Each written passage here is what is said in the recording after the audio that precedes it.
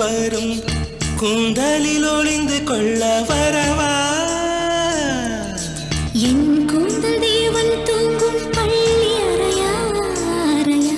மலர் சூடும் வயதில் என்னை மறந்து போவதுதான் முறையா நினைக்காத நேரம் இல்லை காதல் ரதியே ரதியே உன் பேரை சொன்னால் போதும் என்று வழிவிடும் காதல் நதியே என் சுவாசம் உன் மூச்சில் உன் வார்த்தையின் பேச்சில் 5-6 நூற்றாண்டு வாழ்வோம் என் வாழ்வே வா மலர்களே மலர்களே இது என்ன கனவா மலைகளே